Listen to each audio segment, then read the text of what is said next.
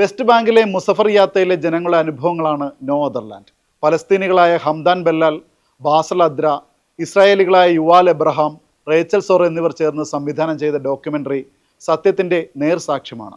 പതിറ്റാണ്ടുകളായി പലസ്തീൻ ജനത നേരിട്ടുകൊണ്ടിരിക്കുന്ന ആസൂത്രിത ആക്രമണത്തിൻ്റെയും കുടിയൊഴിപ്പിക്കലിൻ്റെയും നേർചിത്രങ്ങൾ. ഡോക്യുമെൻ്ററി ചിത്രീകരണത്തിൻ്റെ പതിവുകളെല്ലാം മാറ്റി നിർത്തിയുള്ളതാണ് നോ അതർ ലാൻഡിൻ്റെ ദൃശ്യഭാഷ. അനുഭവങ്ങൾ അങ്ങനെ തന്നെയാണ് ഡോക്യുമെൻ്ററിയിൽ ഇടം പിടിച്ചിരിക്കുന്നത്. അതിൽ ഏതെങ്കിലും തരത്തിലുള്ള കൂട്ടിച്ചേർക്കലുകളില്ല. ചിലപ്പോഴൊക്കെ ദൃശ്യങ്ങൾ പോലും വ്യക്തമാകില്ല. പ്രാണരക്ഷാർത്ഥം ഓടുമ്പോഴും ഇസ്രായേൽ സേനയുടെ കയ്യിൽ പെടാതിരിക്കാൻ മറഞ്ഞിരിക്കുമ്പോഴും ആ ദൃശ്യങ്ങൾ ഷേക്കാകുന്നുണ്ട്. സേനയുടെ കാർക്കശ്യത്തിന് നേരെ വിരൽ ചൂണ്ടി നിൽക്കുമ്പോൾ അവർ ആക്രമിച്ച് താഴെയിടുമ്പോൾ ആകാശമോ കാൽച്ചൂട്ടിലോ മണ്ണോ മാത്രമാകും കാണാനാകുക.